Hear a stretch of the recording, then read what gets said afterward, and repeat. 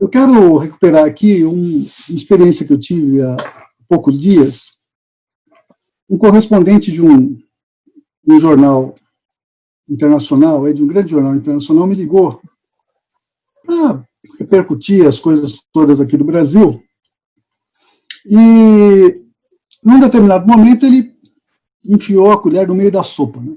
Foi direto no ponto quente, que era se nós já estávamos na iminência, ou se já haveria condições para o impeachment. Bom, eu respondi para ele, e a minha resposta me fez elaborar depois, ao longo do tempo, essa questão. Né? Eu não vou entrar aqui no mérito, nesse momento, não é o caso, se o impeachment é bom, se ele é ruim, se ele é justo, se ele é eficaz. Eu não vou discutir nesse momento as experiências que nós tivemos de dois impeachments nos últimos 30 anos. O que eu quero dizer é que eu respondi para ele, se fosse qualquer outro presidente, não é, em condições normais, nós já estaríamos no impeachment. Porque, então, no que o Bolsonaro seria melhor que os outros? O Bolsonaro não é melhor que os outros e, pelo contrário, a questão é que as circunstâncias são muito peculiares, as circunstâncias são anormais. Que circunstâncias anormais são essas? Eu listei aqui uns 6 problemas aqui de peculiaridades, problemas, que a gente está olhando para eles e não sabe exatamente como resolver, e tem sido um empecilho para a gente avançar nesse processo. O primeiro deles é o seguinte: por que as circunstâncias são anormais?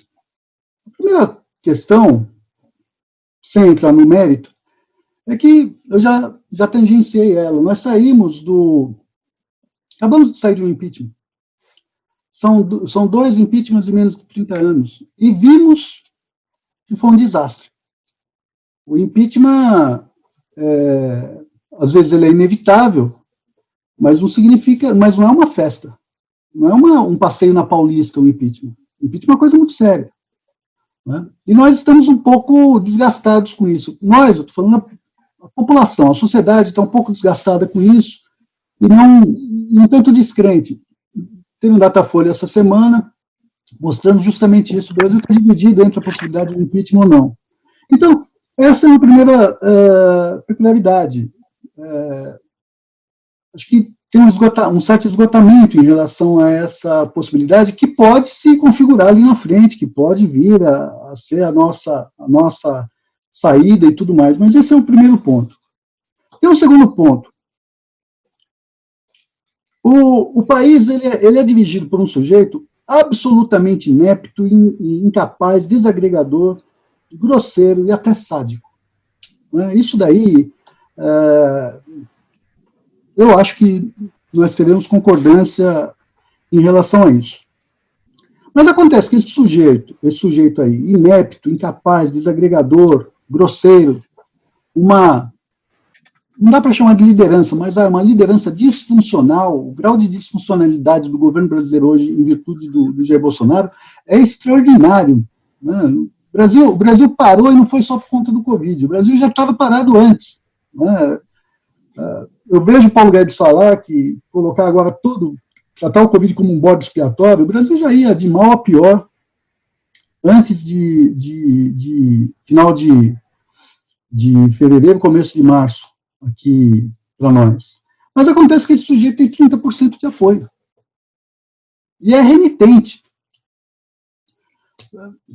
Como explicar isso? Tem uma série de explicações, entendeu? O Alberto é craque nisso, conhece a cabeça do eleitor, a cabeça do brasileiro como ninguém. Mas a questão objetiva tem 30% de apoio. Talvez um pouco menos. Talvez o núcleo duro não seja 30%. Né? Mas são 30%, e isso assusta. Assusta muita gente, assusta o Congresso Nacional. não é aquela situação do Collor e da Dilma que foram carbonizados rapidamente, né? É diferente.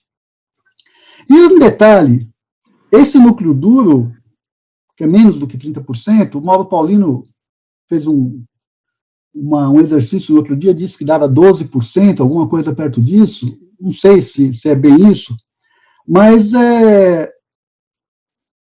esse núcleo duro, uma boa parte dele é oriundo do submundo da política.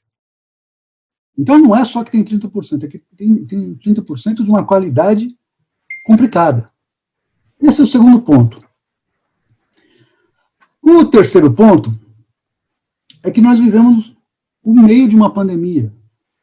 Nessa última semana foram 6.000 e tantas mortes. Nós estamos acelerando um processo aí. Estava ouvindo Tomás falando agora há pouco, vamos passar a Itália e a França rapidamente e sei lá, viu, Otávio? Na semana passada eu achava que a gente não ultrapassava os Estados Unidos, hoje eu já não tenho muita certeza. Né? Então, veja, nós estamos discutindo a vida nesse momento e muita gente, e isso traz uma certa dispersão. Então, isso é mais um momento, mais um motivo, mais um elemento que leva a essa impossibilidade de um impeachment, agora, pelo menos. Tem um quarto ponto que é decorrente desse terceiro, que em virtude da pandemia, nós temos um apagão de mobilização, de oposição. A oposição está dentro de casa, como todos nós estamos aqui, se cuidando, obedecendo às autoridades de saúde pública, obedecendo à Organização Mundial de Saúde, e está se cuidando. Então não vai para a rua. Panelaço não basta. E panelaço cansa. Assim como cansam as notinhas de repúdio. Não é? Então, esse é um quarto elemento. Você não tem rua. Os impeachments que nós tivemos rua e tivemos rua. E quando o presidente provocava, né, pegar o caso do Collor, quando o presidente provocava, a rua aumentava mais. Nós não temos, é um quarto elemento que nós não temos. Temos mais dois pontos aqui que eu quero levantar. Pela primeira vez, desde 1985, nós temos uma incógnita, uma variável, sempre teve presente, mas ela agora é uma incógnita, que é a presença dos militares. Nós não sabemos qual é a banda que os caras tocam. Tem muita dissonância nas declarações vindas do meio militar. Você tem pessoal da ativa tenta se precaver, mas não esqueçamos que temos dois generais da ativa dentro do governo, embora nesse momento não possam ser considerados militares, são civis, uma vez que estão no governo, mas no mínimo pode-se dizer que as Forças Armadas são uma incógnita constrangedora e que a gente não sabe como lidar com isso. Eu acho que é menos complicado do que parece. Eu acho que meu sentimento pessoal é que a ativa, os comandantes tendem mais à Constituição, mas a gente não sabe como é que está de oficialidade, não sabe como é que está como é que está a Bradesca, como que elas estão se posicionando diante de um cara que nos últimos 30 anos vai em toda a formatura de cadete. É em formatura das PMs.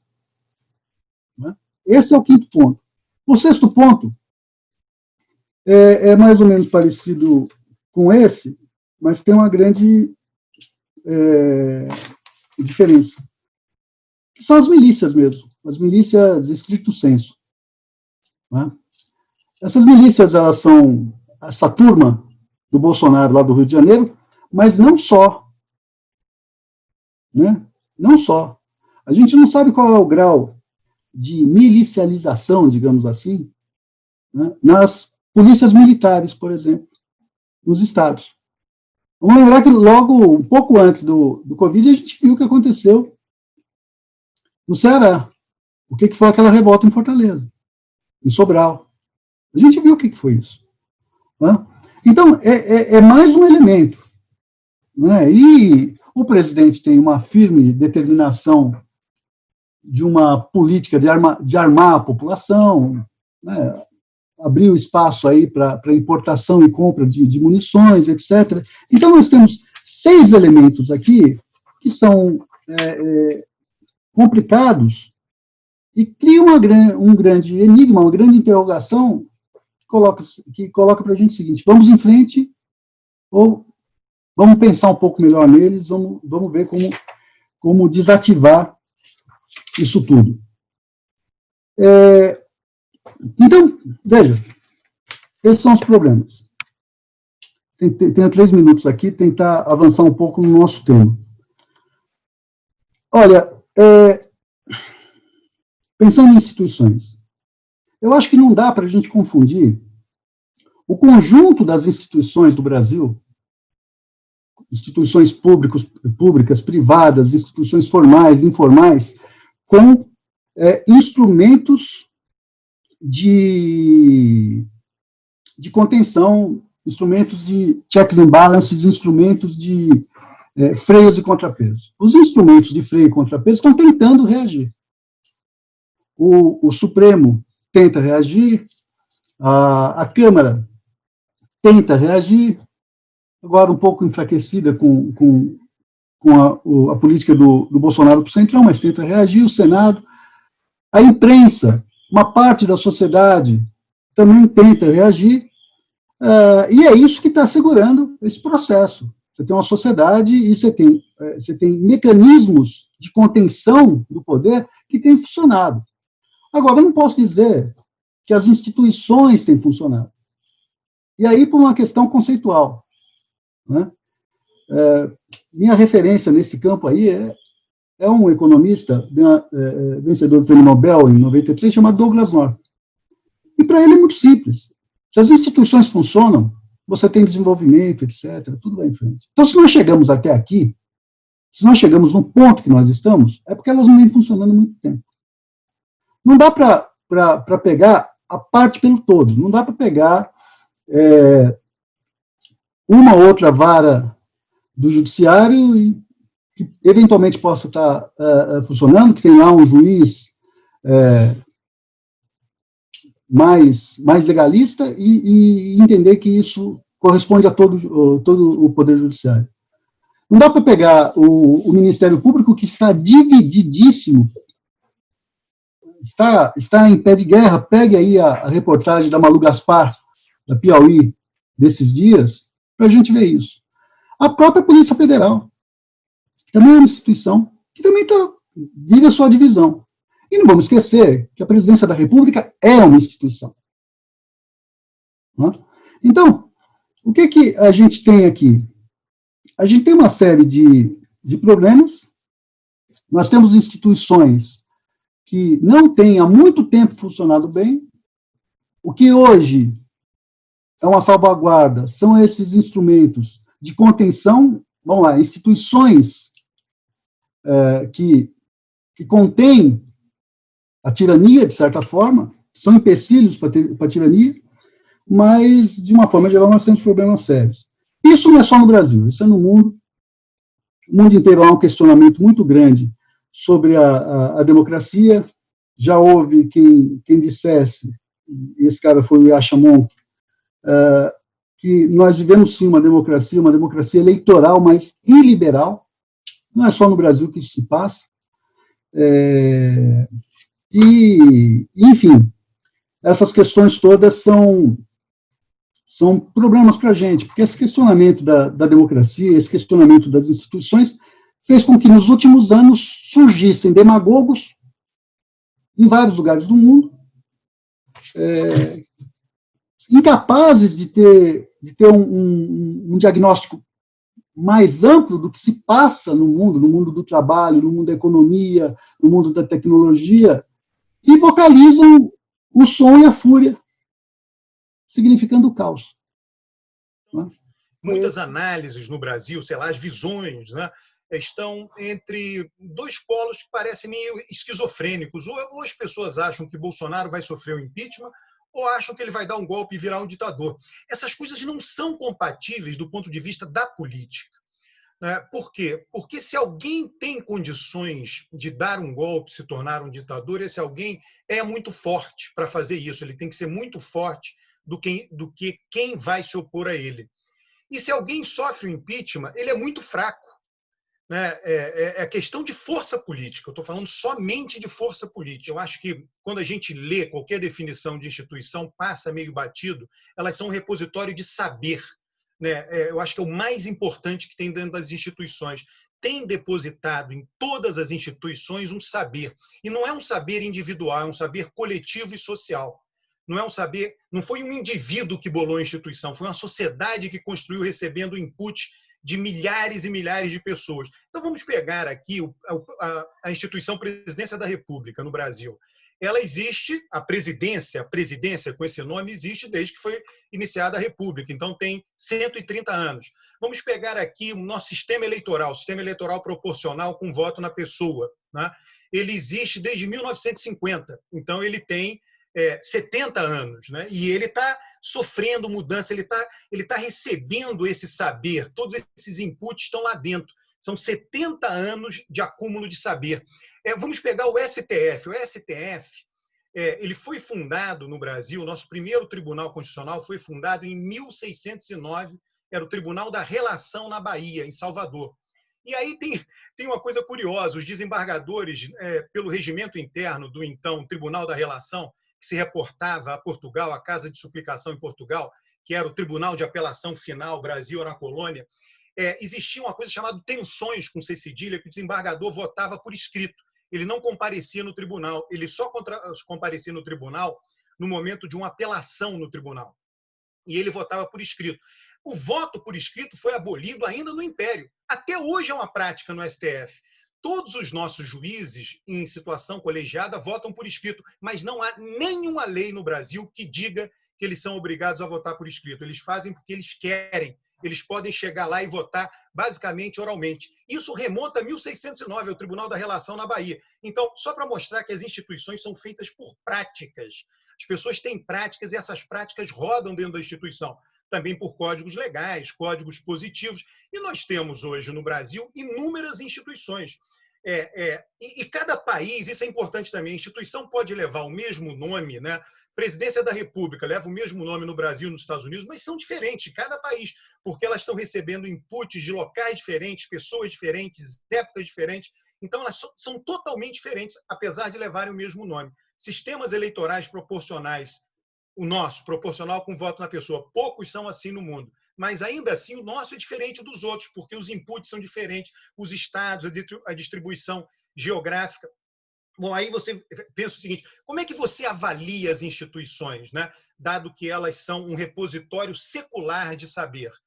Você avalia as instituições no tempo, no longo tempo. Eu vejo as pessoas dizendo, essa semana foi muito interessante, num dia houve uma batida da Polícia Federal no Vídeo, as instituições não estão funcionando. No outro dia, houve uma batida da Polícia Federal no gabinete do ódio. As instituições estão funcionando. Isso não é uma corrida de Fórmula 1 que você vê a volta mais rápida. Hoje deu uma volta rápida, hoje deu uma volta... Instituições você avalia num prazo de 10 anos, 20 anos, 30 anos. Elas estão entregando o que é que elas se propuseram a entregar? Né? Esse é o critério, esse critério de avaliação overnight, né, de bolsa de valores de instituição, né, quer dizer, ele não existe, quer dizer, você avalia a instituição no longo prazo. Né? Elas estão entregando o que elas se propõem a entregar? Na minha visão, sim, tá? Por todos os indicadores, a gente deixa isso para o debate. A outra coisa importante é que instituições são agnósticas. Tá? Em que sentido? Elas vão tomar decisões sempre que são contra aquilo que você queria e que são a favor daquilo que você queria. Elas vão oscilar o tempo inteiro, elas não são partidárias. Instituições são agnósticas. Vamos tomar o caso da prisão de Lula em abril do ano eleitoral, abril de 2018. Quando Lula foi preso, aqueles que eram de direita diziam finalmente as instituições funcionaram no Brasil, a corrupção está sendo combatida. Os de esquerda vão dizer, Lula foi perseguido, foi injusto, as instituições não estão funcionando. Aí, 1 ano e meio depois, Lula é solto. Aqueles que disseram que as instituições estavam funcionando quando ele foi preso, no dia que ele é solto, dizem as instituições deixaram de funcionar. Não estão mais funcionando. A corrupção não está sendo combatida. Está aí, soltaram Lula. E aqueles que disseram que as instituições não estavam funcionando quando o Lula foi preso, depois de 1 ano e meio, disseram finalmente as instituições funcionaram. Isso mostra o caráter agnóstico delas. Se elas só tomassem decisão que satisfizessem um lado da disputa política, não seriam instituições, seriam partidos.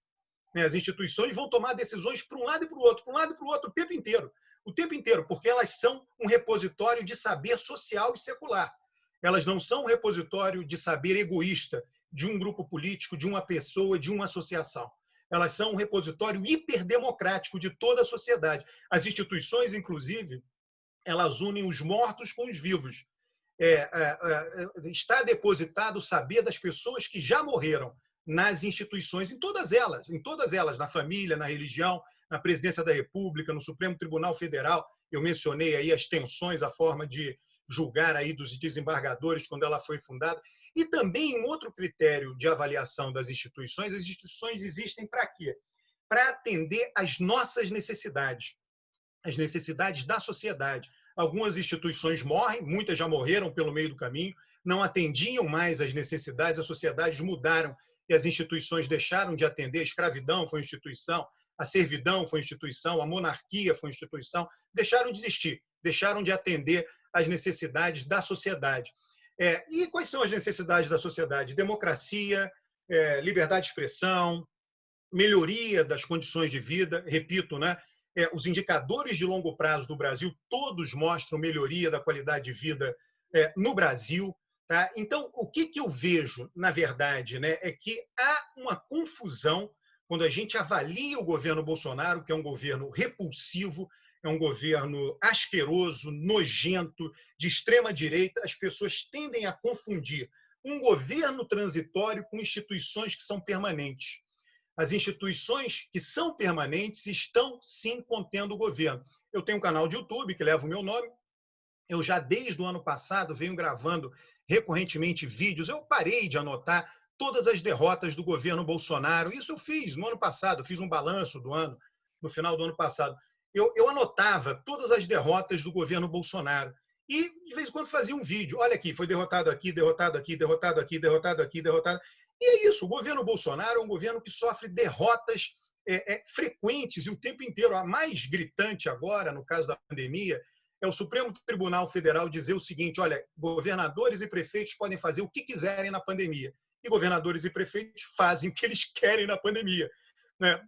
Instituições, a própria instituição militar. Existe uma escola militar em Brasília, ou seja, debaixo do nariz de Bolsonaro. A escola militar, desde que o Ibáñez, que é o governador lá do Distrito Federal, decretou lá a quarentena no Distrito Federal, ela está fechada. E Bolsonaro, ele não podia ter pego os militares, ligado para eles e não, reabre a escola militar, porque eu quero a vida normal. Não, a escola militar está fechada até hoje. Bolsonaro não é capaz, com toda a ligação que ele tem com os militares, de controlar a frequência à escola, ou, enfim, a decisão de uma escola militar em Brasília. Não é capaz de controlar, por exemplo, os funcionários públicos que trabalham em Brasília. Estão todos fazendo home office. Ninguém está indo para os ministérios trabalhar.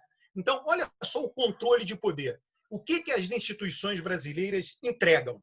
Uma das coisas que elas entregam, democracia, elas entregam, e poder dividido. O Brasil é um dos países que tem o poder mais dividido do mundo. Eu gosto do exemplo da tarifa de ônibus de São Paulo. O poder no Brasil é tão dividido que o prefeito de São Paulo, dependendo do aumento que ele der para a tarifa de ônibus, ele pode ter um impacto negativo na inflação nacional. Tá? E o poder é inteiramente dividido no Brasil. É um país que você poderia caricaturar dizendo o seguinte, todo mundo no Brasil tem poder de veto. Você só caminha se tiver grandes consensos. Por isso que o governo Bolsonaro não caminha. Ele está hoje, no meu entender, a figura de Bolsonaro e as figuras mais próximas dele estão enredados numa teia. É um peixe grande enredado numa teia institucional. Se ele ficar se debatendo demais, ele cansa e você tira ele da água e mata. né? A teia já segurou ele, né? E quem está manuseando a teia são pescadores muito experientes, né? Que vão deixar o peixe se debater, não vão puxar a rede antes do tempo. Né? Deixa o peixe se debater. Tanto é que tem momentos para fazer batida policial, tem momentos para tomar decisões no Supremo. São todas raposas que sabem muito bem como lidar com alguém que é ingênuo na política, ingênuo ao ponto de declarar em público que colocaria Aras no STF. Esse é o tipo de diálogo que você tem privadamente com Aras. Você nunca fala isso em público. Todo presidente tem privadamente com aquele que ele quer colocar. Só que Bolsonaro é tão ingênuo, tão ruim de política, que fala em público algo que deveria ser falado privadamente. Existem muitos outros exemplos como esse. Qual é o grande problema que o Brasil enfrenta hoje? Né, é que nós temos, pela primeira vez na história do Brasil, um presidente que escolheu governar para uma minoria, de 30%, 20% que seja, e consegue governar para uma minoria. Isso não acontece em nenhum lugar do mundo. E onde está esse problema? Qual é a origem desse problema? Isso já foi detectado. Tá? É um cientista político brasileiro baseado em Yale, José Antônio Sheibub, tem um livro brilhante, Presidentialism, Parliamentarism and Democracy, que ele mostra o seguinte, que é possível governar para uma minoria quando você tem muitos partidos políticos. E aí eu caminho para o final. Vamos imaginar que no Brasil tivesse 2 ou 3 partidos de oposição. A capacidade deles fazer oposição seria monumental.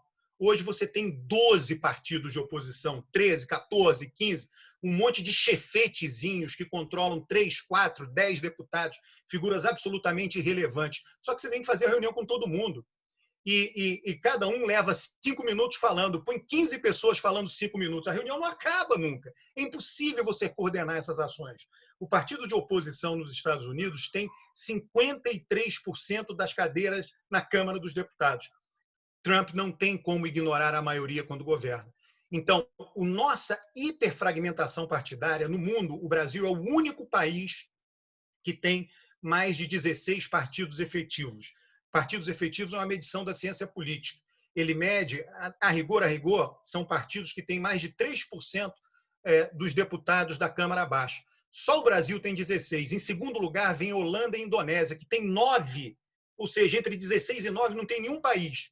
E a grande maioria dos países do mundo tem 6 partidos efetivos na Câmara dos Deputados. Então, essa enorme quantidade de partidos permitiu que, finalmente, poderia ter surgido antes, um presidente governasse para uma minoria. Ele consegue governar para uma minoria porque a maioria, que hoje teria muita condição de fazer oposição se estivesse concentrada em 2 ou 3 partidos, está totalmente dispersa. Tem esse monte de partidos, aí você tem Ciro Gomes no Ceará, está num partido, Flávio Dino no Maranhão está no outro partido, Dória em São Paulo está em outro partido, Rui Costa não sei o que está no PT. Então você não consegue coordenar essas ações, superpõe o federalismo com um monte de partidos, a oposição não consegue fazer oposição.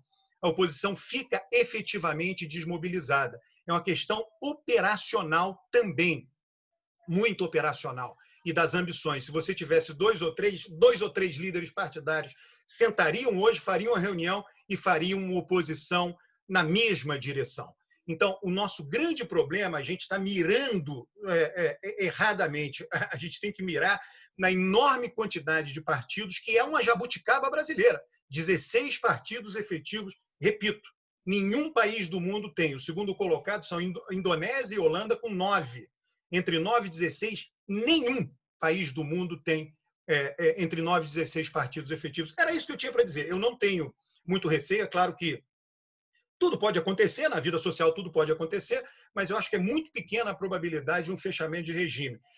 Não sei, a probabilidade de impeachment pode aumentar com o decorrer do tempo. Eu hoje, aí é algo prescritivo, tudo que eu falei aqui foi algo factual, agora eu vou falar algo normativo. Eu tenho muito receio, as instituições seguram o que eu brinquei falando, o Brasil é um país de golpistas. Né?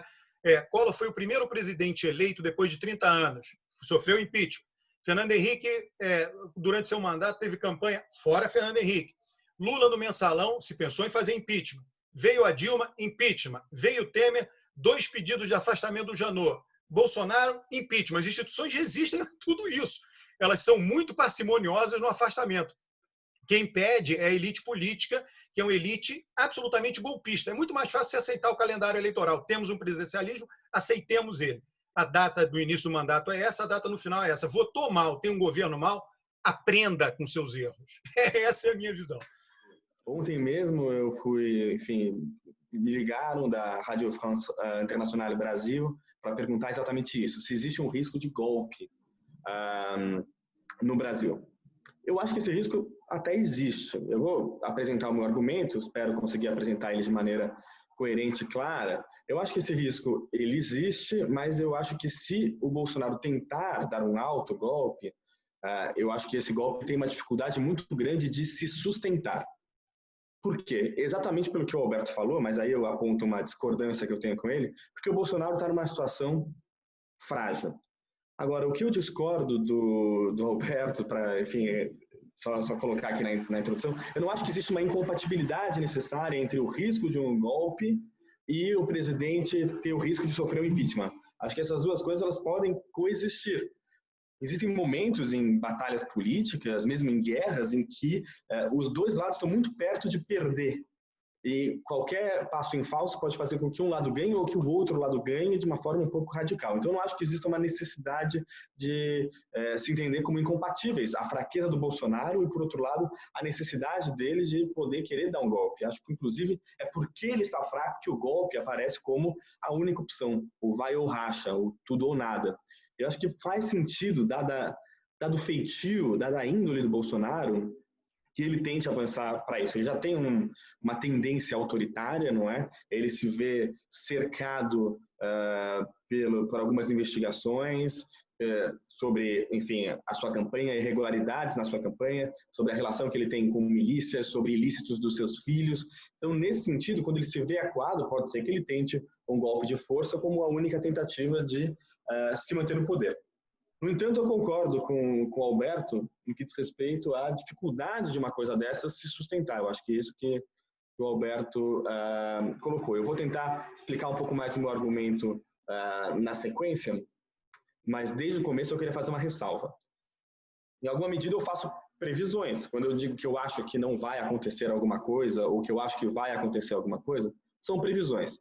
E na teoria política, ao contrário do que se faz mais na ciência política dura, nós sempre temos muitas ressalvas em relação às previsões, porque as previsões sempre partem de alguns pressupostos, e alguns pressupostos que parecem muito dados, parecem muito sólidos. O problema é que, às vezes, na política, de uma hora para outra, aquilo que parecia sólido se desmancha no ar, para, enfim, fazer uma referência indireta e fora do contexto ao Marx.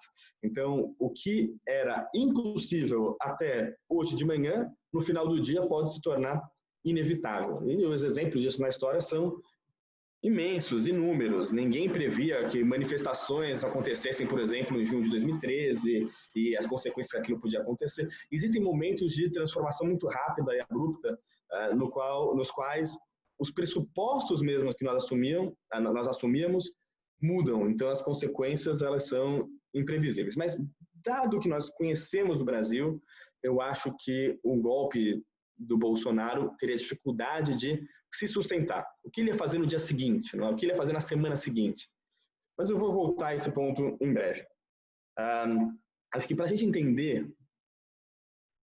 a que ponto chegamos, é importante discutir se as instituições estão ou não estão funcionando. E nós ouvimos aqui já duas opiniões divergentes.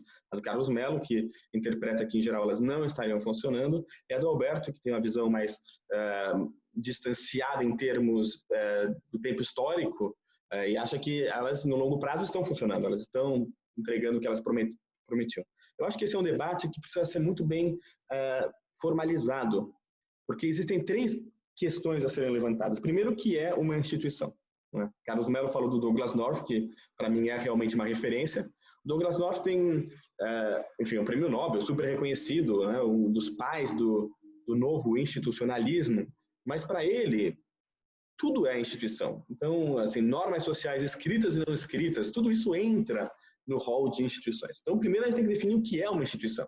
É apenas o judiciário? É um tribunal? Ou, na verdade, enfim, a cultura de um certo país, uma tradição política também faz parte de uma instituição? Segundo, o que é uma instituição funcionar? Essa é uma outra pergunta. E terceiro, quais são os critérios para que a gente saiba se elas estão funcionando ou não estão funcionando? A depender de como a gente levantar esses 3 pontos, nós podemos chegar a conclusões absolutamente díspares, que elas estão funcionando muito bem ou que elas não estão funcionando absolutamente de forma alguma. Pessoalmente, eu não vou entrar em detalhamento, não vou responder essas 3 perguntas, mas eu vou dizer a minha visão um pouco impressionista do que acho que acontece no Brasil. Eu acho que nos últimos anos, principalmente, nós vivemos o que a gente poderia chamar de uma autofagia institucional. Talvez até já existisse antes, mas ela ganhou volume e se agravou a partir de 2013, 2014. A gente pode se lembrar de diversos elementos. Acho que a Operação Lava Jato, ela marca um momento de autofagia institucional. Então, você tem ali o judiciário e também a mídia. A mídia é uma instituição ali coadunando contra a classe política, em alguma medida com razão, mas ao mesmo tempo driblando uma série de outras instituições que a gente acreditava que eram direitos constitucionais muito bem garantidos. Nós tivemos, no bojo da Lava Jato, a crise já entre o Legislativo e o Executivo, com Cunha e Dilma, que também mostrou ali uma desarmonia institucional, não é? A gente pode pensar depois a questão da prisão da segunda instância, que levou o Lula a ser preso, a pressão que houve sobre o judiciário para que isso acontecesse. O judiciário, que nos últimos, na verdade, desde a Constituição de 88, ele foi sendo cada vez mais hipertrofiado. Eu acho que alguém que vocaliza isso muito bem é o ministro Barroso, com quem eu tenho muitas discordâncias, inclusive nesse ponto, quando ele fala que o judiciário tem que ter um seu papel iluminista, não é? Então, o judiciário poderia ir além de uma interpretação mais ou menos objetiva, não que exista a objetividade da Constituição, e fazer o que acha que é, enfim, um dever ali das luzes. E por conta de tudo isso, nós vemos o próprio judiciário tomado por joguinhos. Esse é um outro ponto que eu discordo um pouco do Alberto. Eu não acho que as instituições sejam agnósticas. Infelizmente, elas não são. Eu acho que o Lula, falando sobre um tema que é polêmico, ok, mas a questão do Lula, por exemplo, independentemente se nós achamos justa ou injusta a prisão dele, não há dúvida que o processo que levou a decisão judicial de prisão na segunda instância, no primeiro momento, foi sim motivado por pressões midiáticas para colocá-lo atrás das grades e para tirar ele do jogo eleitoral, assim como depois a decisão segunda para tirá-lo da prisão também foi devida a uma série de pressões, devido às descobertas do Intercept e tudo mais. Se não houvesse as descobertas do Intercept, não teria havido a decisão de reverter aquele entendimento sobre a prisão em segunda instância. Então, a gente vê que não existe agnosticismo, existe uma disputa política, infelizmente, escancarada, não é? E eu acho que seria... Também discordo do Alberto em relação à ideia de que as decisões, ora vão para um lado, ora vão para o outro. As instituições deveriam, de fato, ser agnósticas, mas ser agnóstica significa, sim, tomar um lado. O lado da Constituição. Claro, é sempre difícil interpretar qual é o lado da Constituição, mas existem alguns limites externos que são meio óbvios, não é? Enfim, eu queria fazer esse comentário sobre o que eu acho que já é uma fragilidade institucional brasileira, que se agrava com o fato de nós termos um presidente populista, que é o Jair Bolsonaro. Populismo é um termo que eu já falei em outras ocasiões aqui no República do Amanhã, muito complexo, mas eu quero dar uma definição muito, não vou dizer neutra, mas desapaixonada de populismo. Na minha leitura, o populismo é um estilo político que envolve diversas categorias, mas uma delas é que o líder populista, além de opor o povo contra as elites, e isso muitos políticos fazem, dos mais diversos matizes ideológicos, ele é movido também por maus modos. Ele quebra a maneira normal de se fazer política. Ele rompe com as regras estabelecidas, o que não é sempre de todo ruim, não é? O Alberto falou sobre os mortos que nos influenciam nas instituições, e eu lembrei de uma frase do Marx, que dizia que a tradição das gerações mortas pode oprimir como um pesadelo o cérebro dos vivos. Nem sempre seguir as tradições é positivo. Existem tradições que precisam ser repensadas, transformadas. Mas no caso do Bolsonaro, ele, por conta dessa índole autoritária, nepotista, corrupta, miliciana que ele tem, ele ameaça alguns pilares básicos da democracia. Essa é a leitura que eu faço. Então, eu não duvido que num cenário já de fraqueza, de vulnerabilidade institucional, o Bolsonaro, que tem esse feitio, que está acuado, vá para o vai ou racha. E agora eu vou voltar ao meu ponto inicial, então. O que acontece se ele tentar ir para o vai ou racha? Eu não duvido que ele tente. Pode ser que não tente, mas eu não duvido que ele tente. Ele tem apoio de alguns setores das Forças Armadas, aparentemente. eu não consigo estimar muito bem quão verdadeiro e quão amplo é esse apoio, mas ele sem dúvida existe. Das polícias, a gente viu no Ceará, em outros estados, pedaços importantes da polícia. Tem uma base miliciana também, o que é óbvio, que está ali incrustado na polícia, as coisas não podem ser separadas. Mas eu me pergunto se, para além dessa base militar, por assim dizer, dessa mão armada, se ele tem capacidade de triunfar no movimento, para além, enfim, do mero poder bélico. Eu até tenho lembrado nas últimas semanas de um autor espanhol chamado José Ortega y Gasset, tá? Por acaso o livro está aqui, e ele tem uma frase, na verdade ele está retomando um diálogo de um assessor do Napoleão com o Napoleão, que diz o seguinte: com as baionetas, sir, pode-se fazer quase tudo, menos uma coisa, sentar-se sobre elas. E mandar não é o exercício de arrebatar o poder com força e com as armas, mas é o calmo exercício do poder, é sentar-se no trono, por assim dizer. Então, o presidente, o líder, o rei, que realmente manda, é aquele que é capaz de se sentar, que não está lutando o tempo inteiro guerras, não está travando guerra, mas consegue, de uma forma ou de outra, estabelecer uma certa tranquilidade, uma certa harmonia, não é? Então, é o que ele termina dizendo, que mandar não é questão de punhos, mas uma questão de nádegas.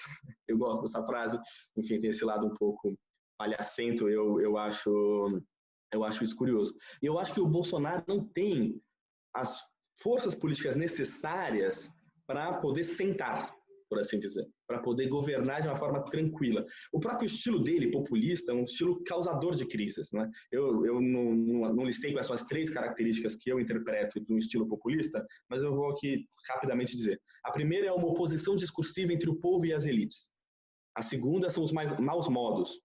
A ideia é que o líder populista performa a política de uma forma que quebra com a maneira tradicional, bem comportada de se fazer política até então, e com as instituições, portanto. E o terceiro é uma noção de crise. O populista não apenas surge em momentos de crise, mas ele é um constante produtor de crises.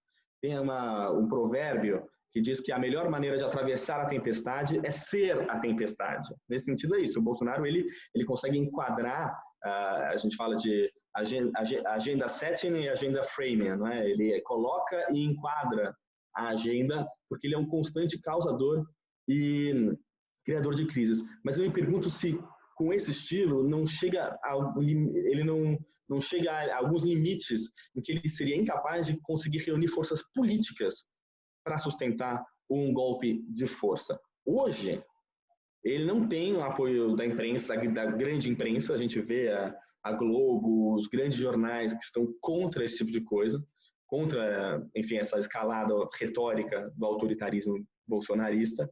E eu não vejo as forças políticas também, os partidos políticos, não é? As lideranças políticas, os governadores dos estados, os prefeitos das grandes cidades. Eu não vejo ninguém, como ali houve em 64, nem apoiando um movimento desse tipo. Os maiores estados do país têm governadores que são absolutamente hostis ao Bolsonaro, o que era diferente do que aconteceu ali em 64. Em 64 nós tínhamos o Adhemar de Barros e o Carlos Lacerda e Magalhães Pinto e tantos outros que estavam ao lado dos militares. Hoje em dia, o Bolsonaro tem alguns poucos governadores de estados menos importantes ao seu lado.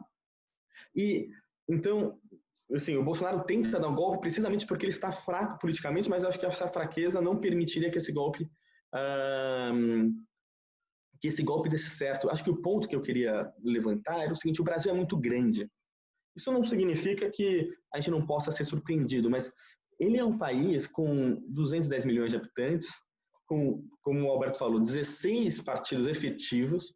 Todos esses partidos têm interesses, todos esses partidos, de uma forma ou de outra, têm enraizamentos locais, existem 27 governadores, existem 5.500 prefeitos, são muitos interesses presentes no Brasil. E para um golpe dar certo, você precisa costurar isso com a maioria, enfim, uma maioria considerável das forças políticas. Isso aconteceu em 64. Isso não está acontecendo hoje. Bolsonaro não conseguiria fazer uma coisa dessas. Então, se ele tentasse dar um golpe, eu não consigo ver. A gente pode falar que existem instituições mais ou menos fortes, mas mesmo no Congresso eu não consigo ver grandes caciques que já tiveram mais poder no passado, mas que ainda tem, do PMDB, do DEM, mesmo, enfim, tucanos, petistas, mesmo o Centrão ele tem interesse em ver um Bolsonaro enfraquecido. Se o Bolsonaro não é um golpe, o Centrão não tem mais razão de ser, não é? Então, eu realmente não vejo uma possibilidade do Bolsonaro, assim, tudo bem, fecha o STF, dá um golpe, coloca a tropa na rua, seria uma coisa dilaceradora, seria terrível, seria traumático em muitos sentidos, mas eu não consigo ver isso se sustentando, e nem internacionalmente. A gente está em 2020, tá bom, teve um golpe na Bolívia, uma derrubada bastante controversa do Evo Morales no ano passado na Bolívia, mas primeiro, foi um golpe, não um autogolpe, para tirar um presidente, e ali houve uma costura. A Bolívia tem um passado diferente do Brasil, é um país muito mais golpista do que o Brasil em diversos sentidos.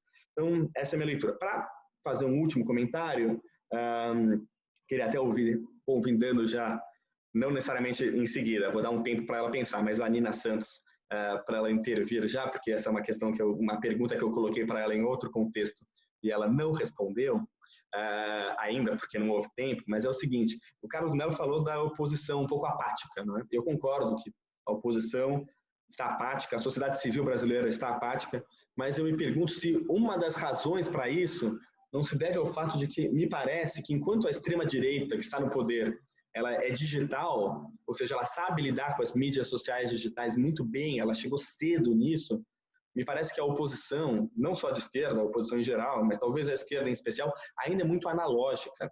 Ela tem, então, uma força que vem dessas formas analógicas de fazer política, então, em enraizamento, em sindicatos, em comunidades, em igrejas e tudo mais, mas, hoje em dia, a forma de comunicação também se transformou. Não existe determinismo aqui no que eu estou dizendo, mas me parece que a oposição está com uma dificuldade, inclusive, de formar quadros, porque me parece estar funcionando em um registro que ficou rapidamente desatualizado. E pelo fato de não conseguir formar quadros, eu estou realmente terminando, ela não consegue suprir uma demanda que eu acho que existe na sociedade, uma demanda por quadros. E o que acontece? Figuras que, de uma forma ou de outra, conseguem falar nesses meios digitais de outra maneira, que não são políticas, que nem têm pretensão política, são alçadas espontaneamente por setores da população como, enfim, possíveis políticos. As pessoas acham que figuras como, eu vou citar 3 aqui que me vem à mente, com, claro, qualificações muito diferentes, mas assim, no começo da pandemia, Drauzio Varela começou a dar declarações nas redes sociais, já falavam, Drauzio Varela quer, deve ou pode ser presidente. Depois, Felipe Neto, o menino, enfim, deu meia dúzia de declarações sensatas no Roda Viva, já também falaram que devia ser presidente da República, ou não sei. Anitta, até a cantora Anitta foi cogitada, Gabriela Priori, que também é muito mais competente do que Felipe Neto e Anitta, não estou entrando nesse mérito, mas não políticos estão sendo alçados discursivamente à posição de não lideranças, mas, enfim, referências, porque, no meu ver, existe um vácuo da oposição. A oposição não consegue produzir esses nomes. Então é isso, eu queria dar esse meu parecer e colocar essa provocação para a gente. Será que a oposição ainda está muito analógica? Estou mais com o Tomás, porque eu acho que o dia seguinte seria tão ruim no golpe, tanto que eu não falei do golpe. Eu discuti aqui quais são as dificuldades de a gente caminhar para o impeachment. Né? Acho que seria mesmo sentar sobre a baioneta. Né? Concordo com isso e, portanto, se há concordância, está tudo bem. Agora, eu acho que nós temos uma divergência, assim, em relação ao entendimento de instituições. Não é? Vejam, as instituições não brotam do chão, nem são trazidas de navio. Elas se desenvolvem dentro de uma cultura. E elas são vivas, assim como a democracia é viva. A democracia não é um processo acabado, é vivo. Está lá, né, o grande Robert Downey ensinando isso para a gente sobre democracia. Então, veja, não há ceteris paribus, porque foi assim, continuará sendo assim. Não é dessa forma. Veja, Alberto, temos voto desde 1950? Não, a rigor, se for por aí, é desde 1946. Mas, olha que interessante, presidente Lula, em 2010, foi o primeiro presidente na história do Brasil realmente democrático, porque a velha república, 2,3% só das pessoas votavam. O presidente Lula foi o primeiro presidente na história do Brasil a receber a faixa de um presidente eleito e a passar a faixa para um presidente eleito. 2010. 2010. Né? Depois disso, nós já tivemos interrupção de novo. Bolsonaro não recebeu a faixa de um presidente eleito. Né? E sabe-se lá o que será. Né? Vejam, nós temos que, por outro lado, também, quando a gente fala de instituições, essa palavra gasta, porque cabe tudo, né, em instituições, mas elas, na verdade, são criações dos homens, das mulheres, são criações da sociedade, as sociedades se organizam e definem as suas instituições, e a cultura é muito importante, sim. Por isso que o North coloca, Tomás, que muita coisa é instituição. Eu gosto muito do John Elster, quando ele fala que as instituições são como um indivíduo formado por vários indivíduos. Né? Veja, então a gente tem que ter um indicador de qualidade, um indicador prático de qualidade para as instituições. O North tem. Qual é o indicador? Desenvolvimento e bem-estar. Será que a gente pode dizer que nós vivemos num país com desenvolvimento e bem-estar? Tivemos alguns picos, alguns saltos. Né? Tudo bem, se olhar no conjunto, como nós éramos comparado a nós mesmos lá nos anos 50, nós evoluímos. Mas pega dentro do mundo desenvolvido, se dá para comparar, não dá. Veja como essa desigualdade ficou explícita agora com a pandemia. Então, a gente precisa ter claro que, por um indicador prático de qualidade das instituições, nós temos uma brutal desigualdade. 6.000 e poucas pessoas morreram nessa última semana, e nós tivemos, no ano passado, 44,7 bilhões de dólares que fugiram do país, porque não tem perspectiva de desenvolvimento, e tivemos o pior março em 38 anos, de 13,4 bilhões de dólares que fugiram do país. Então, sob qualquer ponto de vista, seja o econômico, seja da qualidade do bem-estar, as nossas instituições não estão funcionando. Não, olha, eu acho que não vai ter golpe do Bolsonaro. Quer dizer, ele não tem força política para dar um golpe. Né? Eu chamei a atenção do bom funcionamento das instituições.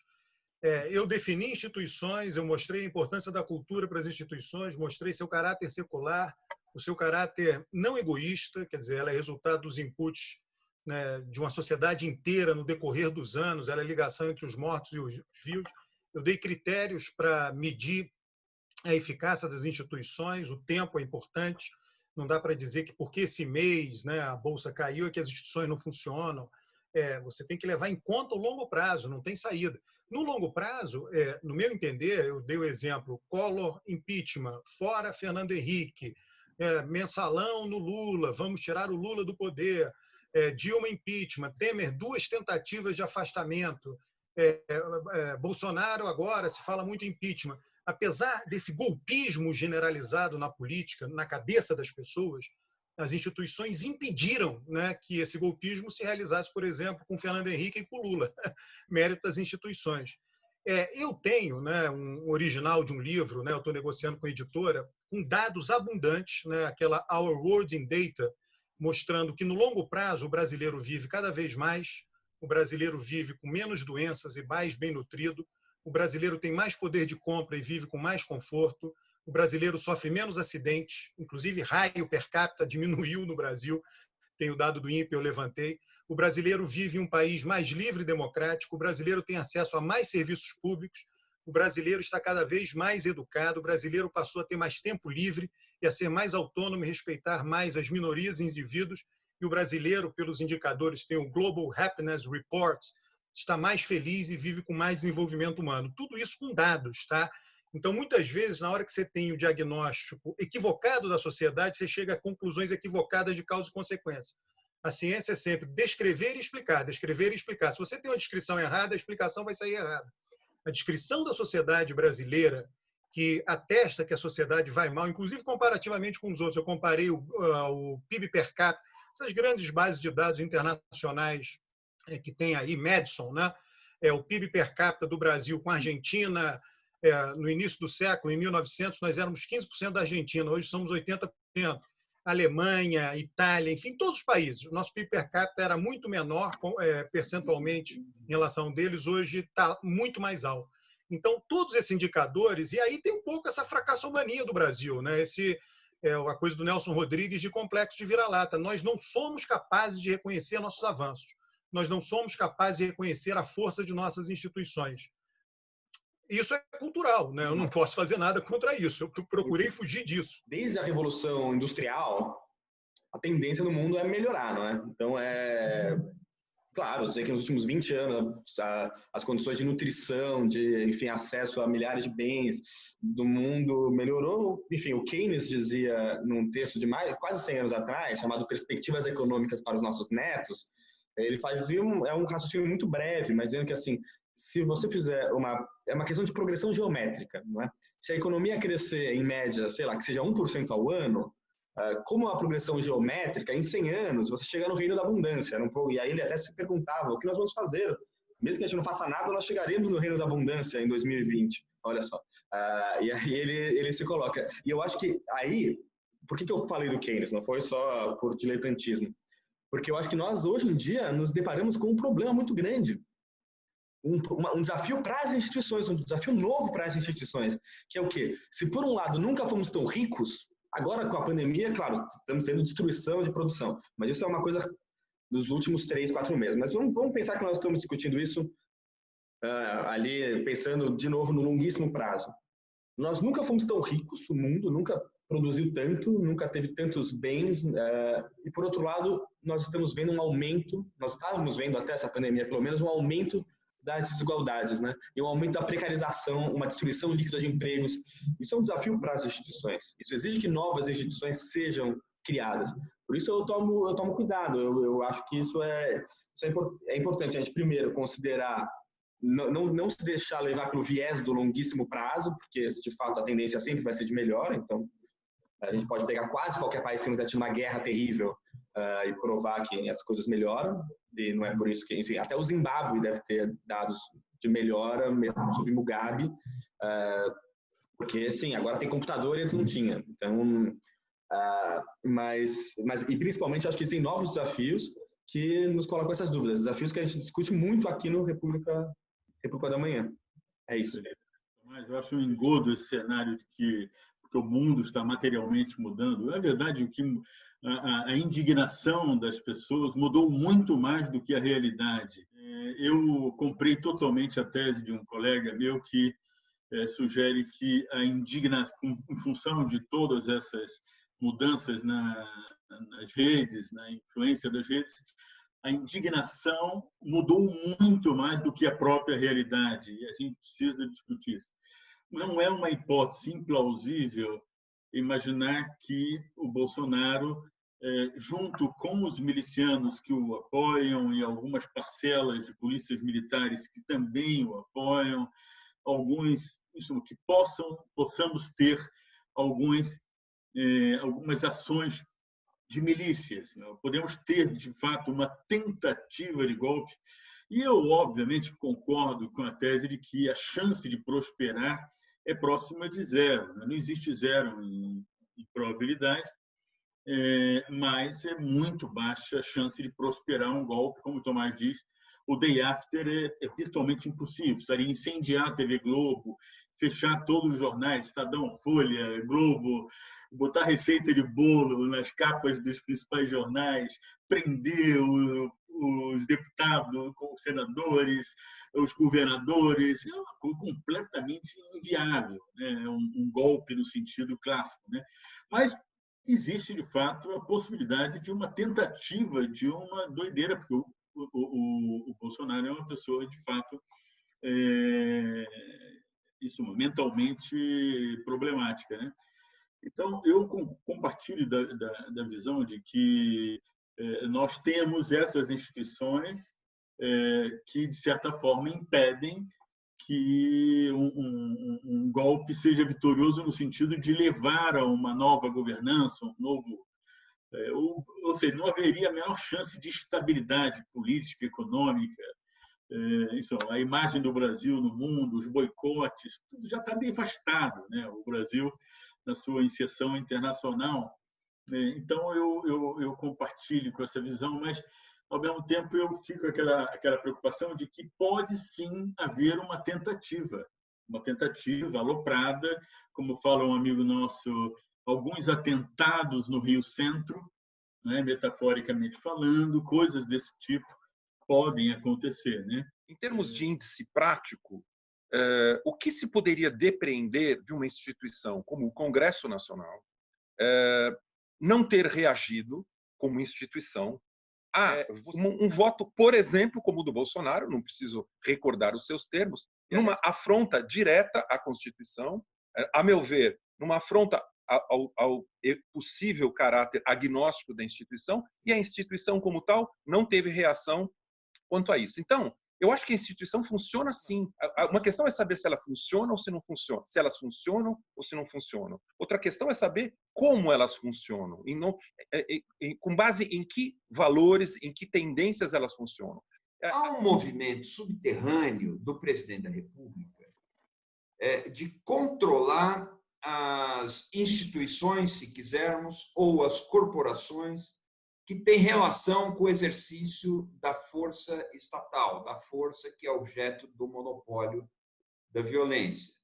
Quais sejam as PMs, que são tendentes a apoiá-lo, gostam dele e veem nele uma perspectiva de vingança ou de lavagem da alma, de ficar por cima uma vez.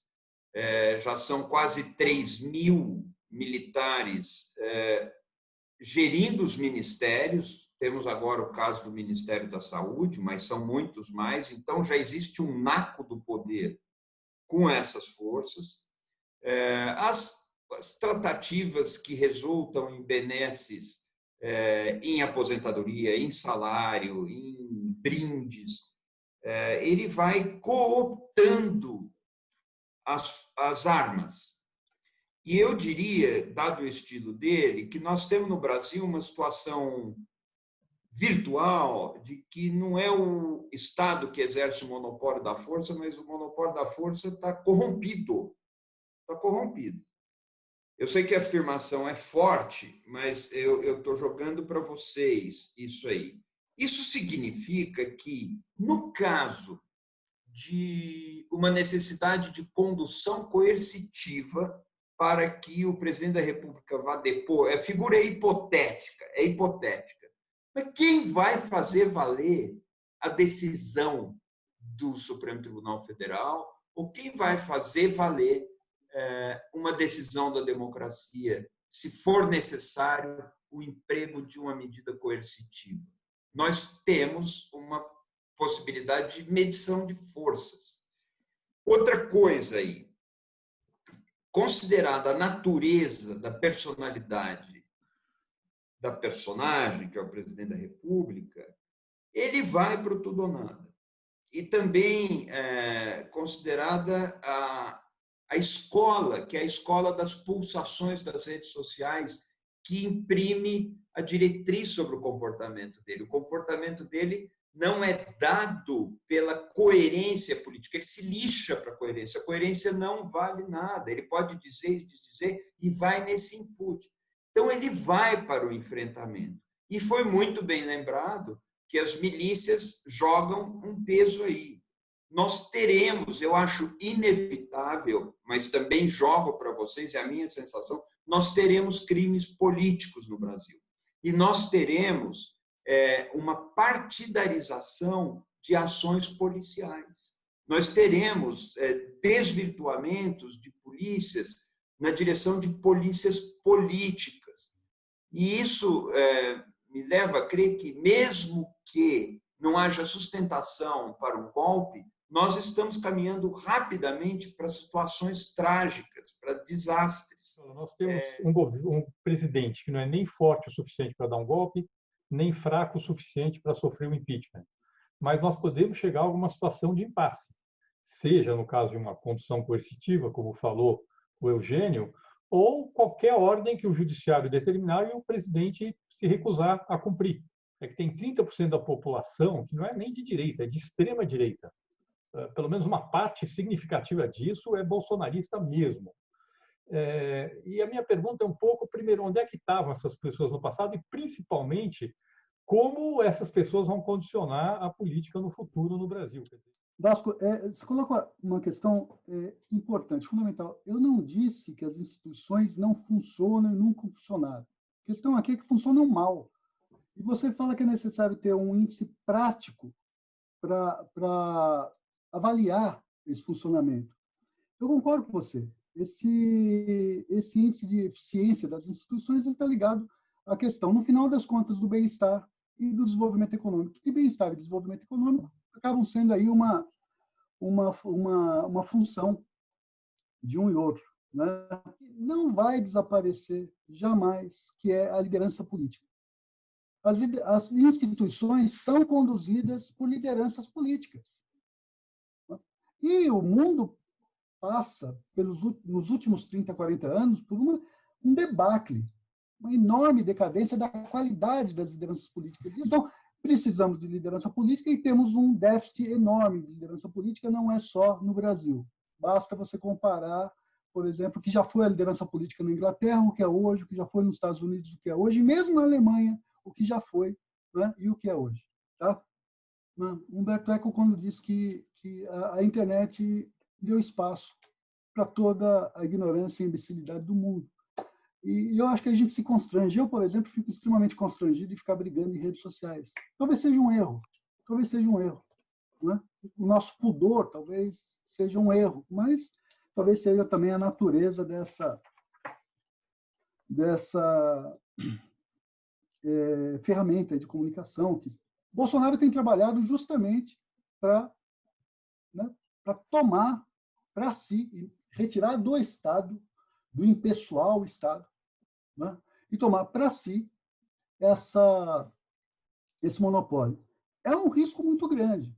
E disse aqui que o grande problema, me parece, são as milícias e a milicialização das PMs. Né? Nesse sentido, está muito próximo de um impasse, Bernardo. Muito próximo. Né? Essa semana nós tangenciamos isso. O presidente voltou atrás. Né? Mas veja, o presidente e as redes sociais, que o Eugênio também colocou, eles se colocam, de certa forma... todo mundo aqui deve conhecer um grande filme do Kubrick, chamado Dr. Strangelove, o Doutor Fantástico. Os caras são malucos. Entendeu? Apertar o botão, para esses caras é muito simples. Olha o nível da loucura. Vocês viram o negócio do copo de leite ontem? Brindar com um copo de leite? O que significa isso? É uma loucura tão grande que a gente pode ter aí um doutor fantástico, né? E pondo em passe, sim, para ver como é que fica. Jogo de truco. Né? Não tem nada, chama 6. Pode-se colocar esse processo. Estou com o Tomás, o dia seguinte será um horror, será péssimo, e talvez isso sirva de contenção. A Pi, no começo do ano passado, a Companhia das Letras publicou um livro chamado Democracia em Risco, ponto de interrogação, que é um artigo meu ali naquele livro, que eu falo o seguinte: essa extrema-direita sempre existiu na história do Brasil. Não precisamos ver o Império, mas pode pegar de Plínio Salgado para cá, do integralismo para cá. O que aconteceu foi o seguinte: com o ocaso do malufismo, a partir da tragédia do Celso Pitta em São Paulo, ela ficou sem referência. Ela não teve referência. E navegou ali em torno dos tucanos, tal. Quer dizer, o Serra tentou namorar, mas não faz sentido. O Serra não é um cara desse tipo. Mais defeitos que tem. O Alckmin tentou namorar esses caras, mas não calhava, não combinava. Até que, a partir de 2013, 2014, eles começaram a encontrar novamente uma liderança, um representante. Alguém com quem eles se identificavam. Esse sujeito foi o Jair Bolsonaro. Eu acho que, sinceramente, essa direita, com essas características, ela sempre existiu na história do Brasil, e a gente se iludiu, né, durante um bom tempo, achando que ela tinha desaparecido. Antes de entrar no que eu acho que é o cerne das 3 perguntas, tá? eu queria falar um pouco assim do que eu acho do Bolsonaro. Eu acho que o Bolsonaro, na verdade, é um grande frouxo, né? Ele está com medo de sofrer o impeachment. Ele botou o Centrão para dentro do governo. Eles ficaram dizendo que o Weintraub não ia dar declaração, não ia dar depoimento, que não sei o que, ia respeitar. Weintraub foi lá escondidinho de manhã cedo, ficou calado, mas enfim, foi. Então, quando, né, Bolsonaro é apertado, o tempo inteiro ele recua. Ele vem fazendo isso. Eu já tive em debate e perguntei qual foi a medida concreta aprovada no Brasil desde que Bolsonaro tomou o poder, conquistou o poder pelo voto. Qual foi a medida concreta de restrição da democracia e das liberdades? Aí alguém disse, ele tentou diminuir o acesso à informação. Tentou, mas não conseguiu. Não tem nenhuma, ele só fala. Então a gente está discutindo as falas de Bolsonaro. As ações todas são bloqueadas pelas instituições. E aí é interessante, tá? Que eu acho que está no cerne de todas as três perguntas, que é o fato da gente, eu já mencionei isso naqueles 15 minutos iniciais, é o fato de nós termos um presidente que governa para uma minoria. Ele se dá ao luxo de governar para uma minoria. Eu escrevi aí no chat aí o livro que eu mencionei desse cientista político brasileiro, José Antônio Sheibub, que tem lá a explicação das condições que permitem que um primeiro-ministro não, mas que um presidente governe para uma minoria, que é essa hiperfragmentação partidária. A França, o partido do presidente tem 54% das cadeiras da Assembleia Nacional Francesa, dá 312 de 577 cadeiras. Nunca no Brasil um partido de um presidente teve 54% das cadeiras parlamentares. A Espanha, dos 6 países que eu vou elencar, é a que tem a menor quantidade. O PSOE tem 34% das cadeiras, são 120 deputados.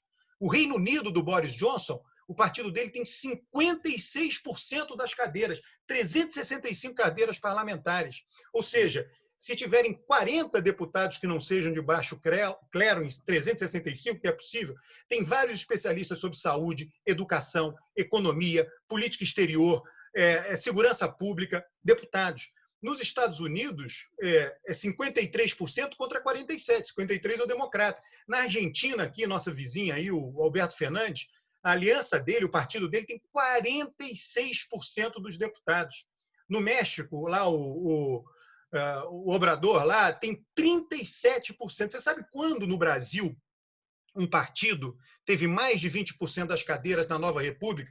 1990, o PMDB. Eram 108 cadeiras de 503, era 21%. O maior partido do Brasil hoje tem 10%. É uma loucura. É uma jabuticaba, é o único país do mundo que é assim. Então, nós estamos discutindo um presidente que fica falando para a minoria, quando o grande problema institucional nosso é essa orgia de partidos políticos.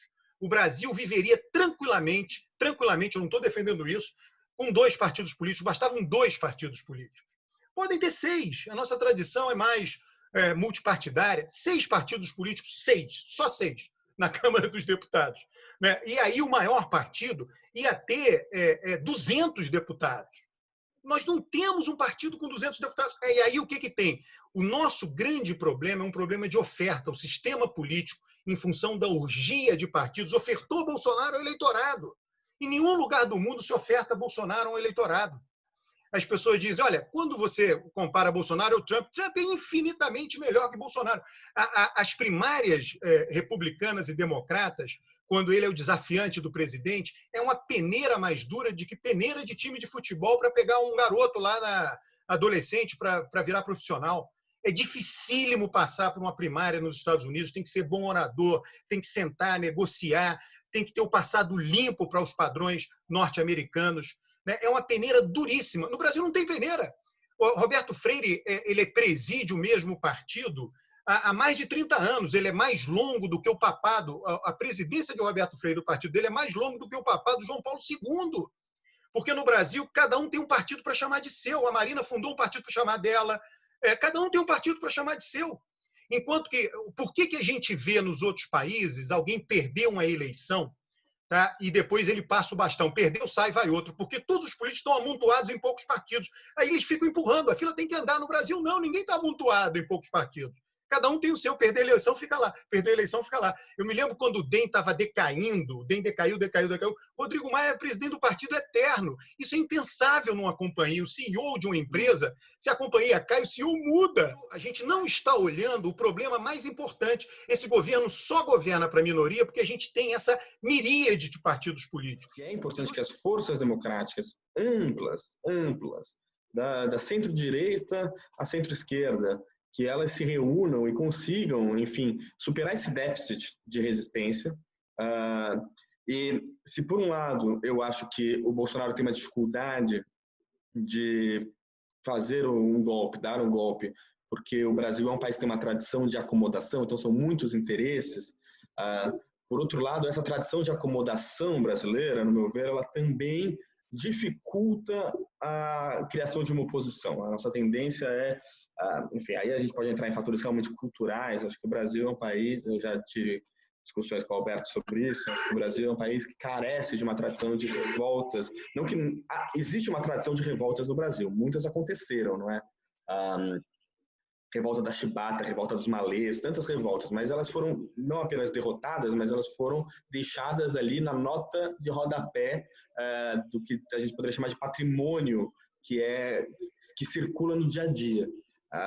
O Brasil não tem essas referências como, por exemplo, a França tem. Não que revoltas sejam sempre positivas, mas acho que falta uma cultura de confrontação em algum grau que nem sempre é ruim. Eu concordo com o Alberto que o Brasil é um país que tem... Uma das questões que atrapalha isso é o número de partidos no Brasil. Acho que realmente chega a ser disfuncional. Agora, a gente entra num debate que é o que vem primeiro, o ovo ou a galinha, não é? Porque o Brasil é muito grande, tem muitos interesses locais, então a gente pode perguntar, tem muitos partidos porque, em alguma medida, isso não seria um reflexo do tamanho do próprio país?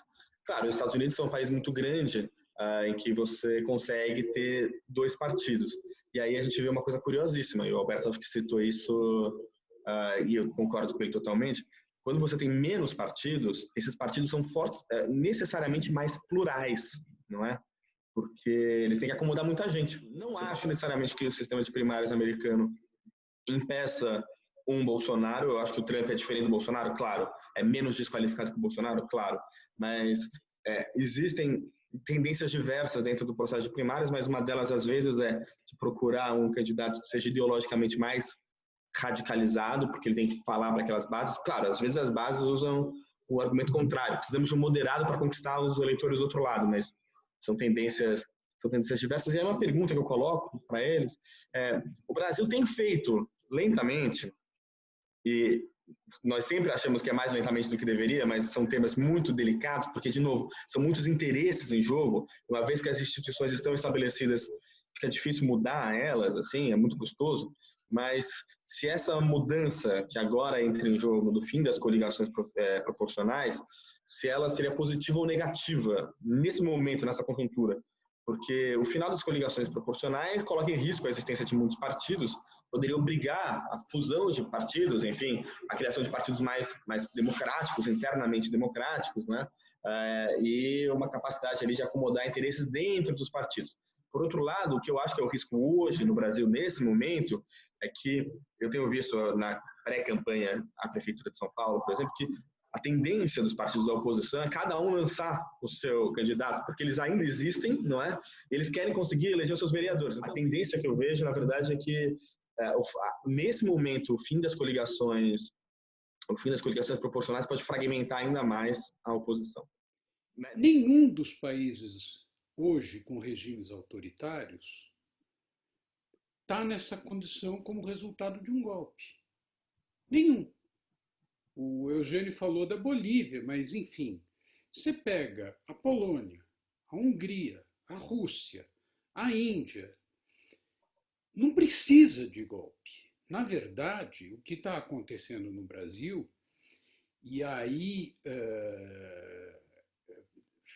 nesse sentido, as instituições funcionam, claro.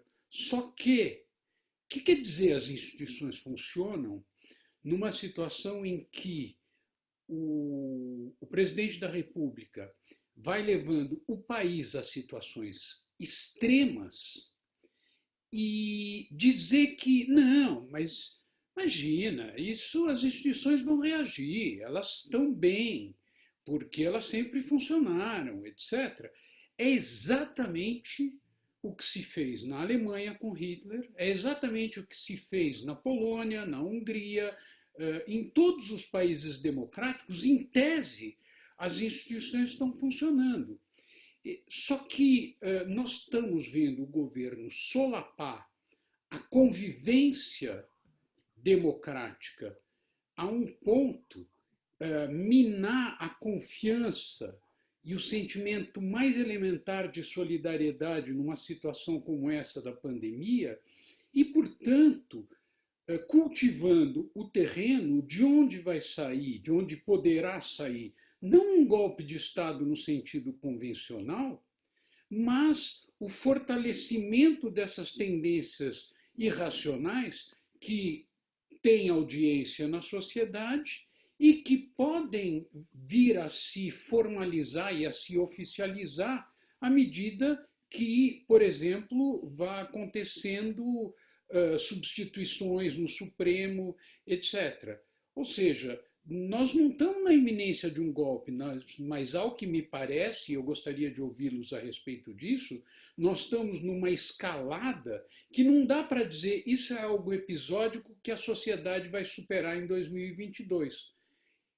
O risco de que a sociedade não supere isso em 2022 é tão forte que qualquer pessoa preocupada com a democracia não pode deixar de levar isso em conta. Eu queria levantar que também vejo como dimensões, vamos dizer, institucionais e políticas relevantes. De um lado, a religião. Eu acho que nós falamos aí de longo prazo, mas, de fato, há uma mudança estrutural na sociedade brasileira dos últimos, talvez, 20 ou 30 anos, que é um processo longo, que é essa relativização do poder da Igreja Católica tradicional, todo o movimento neopentecostal, quer dizer, isso aí faz muita diferença dentro do Congresso, no sistema policial, né, no aparato repressivo, digamos assim, no Congresso, enfim, em várias instâncias, existe uma mudança muito profunda das forças religiosas, né? Outro, vamos dizer, fantasma institucional é o chamado mercado, né? Como o sistema financeiro reage, em que medida a pátria financeira sintoniza ou não com essa angústia, com esse medo que nós temos, né, de um golpe e tudo mais. E o tema da guerra cultural, porque nem mesmo no governo Lula, que fez a sua própria estratégia, né, de mudança cultural e ocupação de aparelhos de Estado por meio de programas claramente ligados à cultura popular e tudo mais, mas nem o PT foi tão longe quanto essa blitzkrieg olavista, né? Então, acho que são três dimensões que é importante. Às vezes pensa em instituição, fica muito nas formais e reconhecidas como tal, né? Quer dizer, o Congresso Nacional, o Supremo Tribunal Federal, né? Mas eu pergunto, e a religião? Né? E o sistema financeiro, que tem uma espécie de polvo, né? Que navega nessas águas profundas. E, claro, o tema da guerra cultural. São três fronteiras que definem também limites e oportunidades, tanto para ruptura quanto para acomodar essas tensões. Na verdade, eu vou gastar só um pouco de tempo para responder a provocação de Tomás sobre essa questão da digitalização da esquerda e desse vácuo aí deixado pela oposição que vem sendo ocupado por outras figuras, que eu acho que eu vejo três razões assim principais que podem ajudar a explicar a emergência dessas figuras a posições de destaque no cenário atual. Duas têm mais a ver com a tecnologia, mais diretamente, eu acho. A primeira é certamente uma incapacidade da esquerda e, sobretudo, do petismo, né, como centro gravitacional aí da esquerda no Brasil, de compreender a comunicação digital não como ferramenta, mas como espaço de construção política e, portanto, de compartilhamento de poder.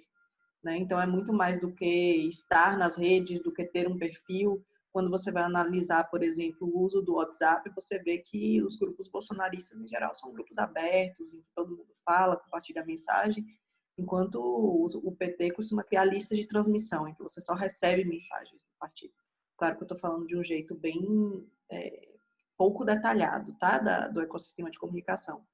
Mas é só para dar um pouco dessa ideia de como é que essas mídias são tratadas. E acho que isso tem a ver com as próprias histórias das instituições de esquerda, né? Essa tradição sindicalista, verticalizada, de como as decisões são tomadas, que é bastante diferente de certas novas instituições de uma parte da direita brasileira. E depois eu acho que isso tem a ver não só com o uso da tecnologia em si, mas com a nova lógica de organização que o funcionamento em rede da sociedade vai engendrar, né, nesses movimentos. Então, o Bennett, tem dois autores chamados Bennett e Serge Herberg, que vão falar de uma ideia de ação conectiva. E eu discordo deles em várias coisas, mas uma das coisas que eu concordo com eles é como a lógica de rede ela vai se reproduzir não apenas na comunicação, mas na própria lógica da organização social. E a esquerda, eu acho que ela tem sido, em grande parte, incapaz de incorporar a lógica de rede na organização. Então, o que acontece é que as bolhas de esquerda elas ficam muito menores do que as bolhas de direita, que conseguem abarcar um campo maior do discurso político. E o terceiro ponto que a gente não pode desprezar, eu acho que é o próprio discurso da antipolítica, né? Que eu acho que faz emergir a ideia desse tecnicismo como a solução política, que é algo que já vem sendo combatido aí em vários discursos de intelectuais, novamente da Chantal Mouffe, há muito tempo. Então, essa ideia de que quem tem legitimidade para falar da política não é o político, mas é o técnico. E eu acho que isso ganhou muita força no Brasil a partir dos processos de judicialização da política, né? Então, a ideia dos juízes como representantes fiéis de alguém que consegue tomar uma decisão não partidarizada, no momento em que eles tomavam, do meu ponto de vista, decisões mais partidarizadas possíveis, mas enfim, e depois isso migra agora para a questão médica, né? Então, acho que essa própria emergência do Drauzio Varela, toda a discussão sobre o Ministério da Saúde, de ter um médico no Ministério da Saúde que seria capaz de tomar decisões técnicas, como se no meio de uma pandemia, no meio de uma crise econômica gigantesca, a gente precisasse de decisões que não, ou fosse possível tomar decisões que não fossem políticas, né? Então, acho que essa combinação de fatores, eu acho que faz com que Anitta, Prioli, Felipe Neto e etc. ganhem aí um conhecimento e uma visibilidade no cenário político que é um pouco difícil de entender. Claro que com muitas outras coisas sobre comunicação que a gente pode discutir a posteriori.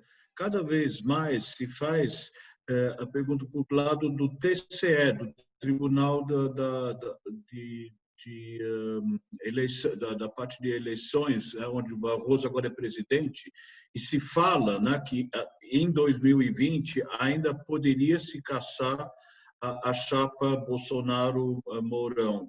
E principalmente nessas diligências de fake news que está tendo, e aí a pergunta é justamente o quanto isso pode influenciar para que isso realmente acontecer, pois estamos estudando desde 2018 até 2020, quer dizer, a polícia está olhando isso desde telefones, contas bancárias e toda a comunicação de 2018. Então, minha pergunta é o quanto isso efetivamente pode influenciar. Bolsonaro, o tempo inteiro, ele acena com a violência, com o saque, com o caos, com a desordem. O que eu me pergunto é, se esse tipo de evento, que obviamente está previsto, é previsível, numa circunstância de pandemia descontrolada, se esse tipo de desordem, de caos, vamos dizer, entre aspas, desordem, ocorre, será que a gente não cria as condições para um golpe do tipo do Orbán, que é um modelo que o Bolsonaro gosta muito, ou seja, aquele golpe pelo qual você aprova poderes excepcionais durante um tempo, vamos dizer, até o fim do ano que vem, até o fim desse ano, etc. Mas você aprova isso via Congresso. Era nesse sentido, se há condições para esse tipo de golpe 4.0 dentro da institucionalidade. Obrigado. Todas as maiores insurreições populares globais do final do século XX, o começo do século XXI, foram movimentos 2.0, não é? Quer dizer, insuflado pelas redes sociais. Isso é muito importante. Você pega as primaveras árabes na Tunísia e no Egito, réseau social, os coletes amarelos na França, é um movimento basicamente 2.0, de uma força avassaladora. A população francesa, alemã e inglesa, que foram recrutados por internet para irem lutar na Síria. Não é? Quer dizer, um negócio totalmente manipulado pela internet. Todos esses movimentos foram anti-elite, anti-instituição. Não é? As eleições americanas e brasileiras foram manipuladas pelos algoritmos. Então, eu me pergunto se existe uma compatibilidade entre essas instituições políticas tradicionais e o tempo digital das redes sociais, que eu acho que essa que é, para mim, pessoalmente, que eu acho a pergunta mais importante. O Brexit, que é um movimento populista na Inglaterra, foi apoiado pela população operária e rural. Londres não votou Brexit. Né? Se você pega nos Estados Unidos, o Trump foi eleito pela Rust Belt, né, como eles chamam, aquela cintura enferrujada dos operários americanos. Nova York e a Califórnia não votam Trump. Né? E Paris não vota Marine Le Pen. Quem vota em Le Pen são os operários. Aliás, muitos deles votavam comunista antes, né? Que hoje em dia estão votando na extrema-direita. E no Brasil, Bolsonaro foi eleito por uma grande parte da elite brasileira.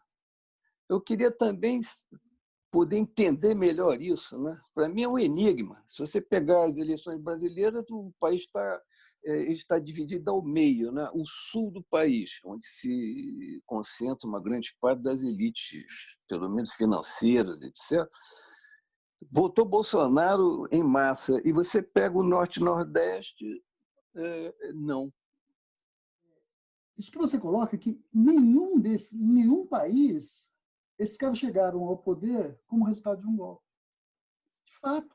Eles chegaram ao poder como resultado de um enorme mal-estar que há no mundo hoje por conta de um processo, a meu ver, inevitável, de modernização tecnológica, que foi trazendo uma enorme, uma profunda mudança na vida das pessoas. Vou usar um termo que os americanos usam. Desse processo surgiu lá o white trash. O sujeito é formado, o sujeito é branco, mas ele virou uma espécie de um lixo atômico. A política não deu resposta para esses caras. A política, sobretudo o ciclo de esquerda que teve nos anos 90, nos anos 2000, não conseguiu dar resposta para esse mal-estar. Demagogos tomaram a frente desse processo em vários lugares do mundo, no Brasil também. Não são, o demagogo ele surge não como a liderança que vai resolver o mal-estar, mas como a expressão do mal-estar, a expressão mais grotesca, a expressão mais rude da revolta desse mal-estar. E aí serve tanto para você quanto para o Gilson, algumas referências, vocês vão me desculpar, eu detesto isso, mas depois do Castells teve vários caras que escreveram sobre isso e eu gosto muito, tenho usado muito em sala de aula, o Yasha Monk, do O Povo contra a Democracia. Esse processo está colocado lá. E também um italiano chamado Giuliano da Empoli, né, que é Os Engenheiros do Caos. Esse processo está todo delineado ali e como que isso foi se dando. E sim, Gilson, tem uma enorme repercussão, tem uma enorme intersecção com religião, porque, afinal de contas, nesse mal-estar, nesse desconsolo, nessa sofrência toda, a quem que o sujeito recorre, se ele não pode recorrer à política? Recorre à religião, e da pior forma possível. Jean, esse é o jogo, o TSE. O TSE é as fake news. Quando o Bolsonaro fez um movimento em relação ao Centrão, se percebeu que talvez pelo Congresso Nacional seja difícil. E o ministro Barroso, que sinalizou essa semana, tomou posse, no seu discurso de posse, e depois, numa coletiva, sinalizou muito fortemente para isso. Então, você junta fake news, você junta a CPI que tem no Congresso, você junta isso tudo, estão dadas as condições para questionamento da eleição de 2018 e é uma tentativa de impugnação da chapa. Não sei se vai ser possível, não sei se vai acontecer, mas isso passa pelo raciocínio de muita gente, sim. Tá? O André e o Fernando.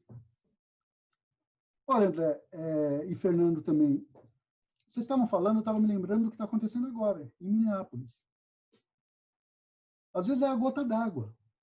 Esse mal-estar explode numa gota d'água. O sujeito violentamente morto pela polícia, né, num ambiente terrível de Covid, as pessoas se revoltam. E, às vezes, não se revoltam da melhor forma possível. Falta, até por conta dessa modernidade, falta direção. Né? Falta a condução de um processo. E aí se revolta, para usar a expressão que não é minha, né? Mas que eu usei lá no começo, na minha primeira fala, se revolta como som e fúria, né? Significando não o nada do Shakespeare, mas o caos. Né? Um grande caos. Eu acho que é necessário, agora para concluir a minha participação, acho que é necessário primeiro fazer um bom diagnóstico do que está ocorrendo no mundo, né? Para não ser simplesmente um vocalizador do caos.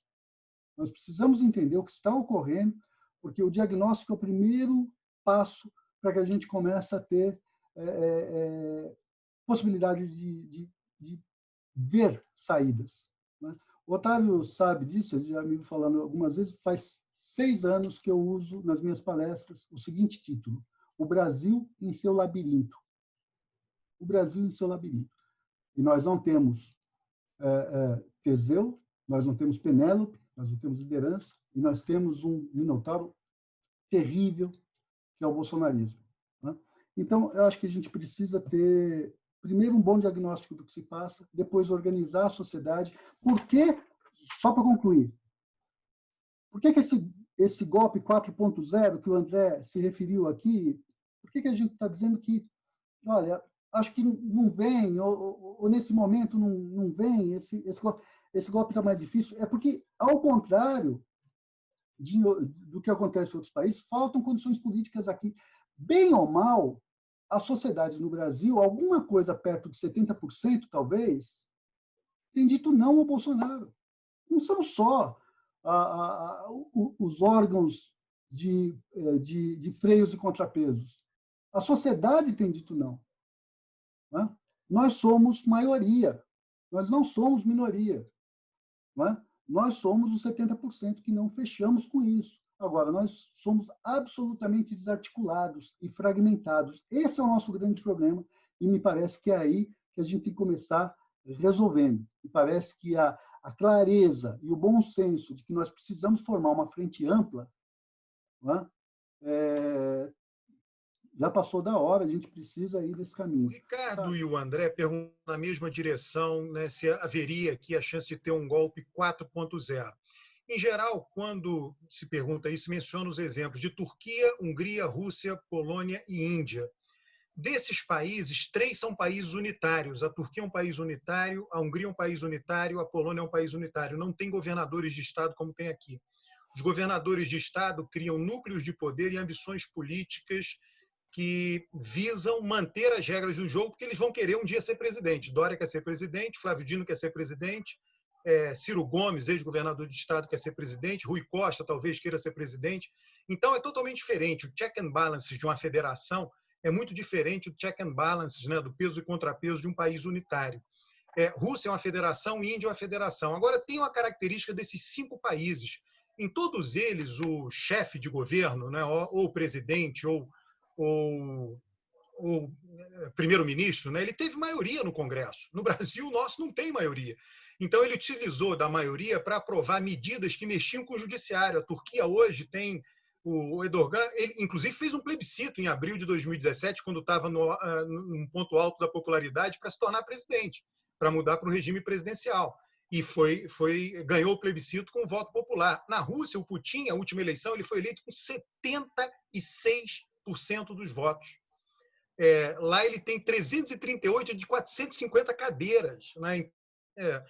Quando a gente compara, olha lá de longe os países, e a gente não sabe o que está acontecendo lá. É importante saber dessas coisas. A Índia, o Modi, o Narendra Modi, foi reeleito com uma maioria esmagadora, 300 cadeiras de 542, quer dizer, ele tem uma maioria brutal. Na Polônia tem uma maioria ali apertada.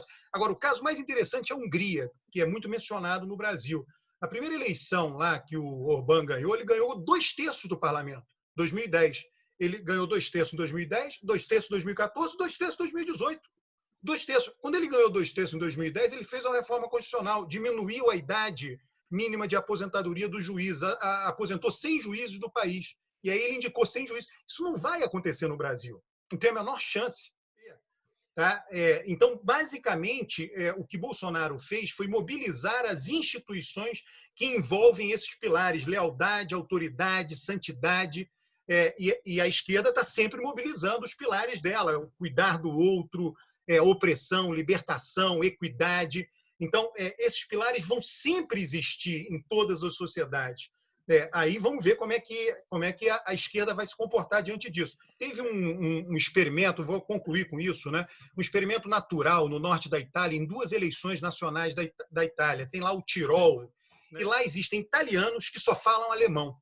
Tá? Aí eles pegaram e estudaram o comportamento eleitoral desses italianos, comparando-se com os italianos que falam italiano. No norte da Itália, super conservador.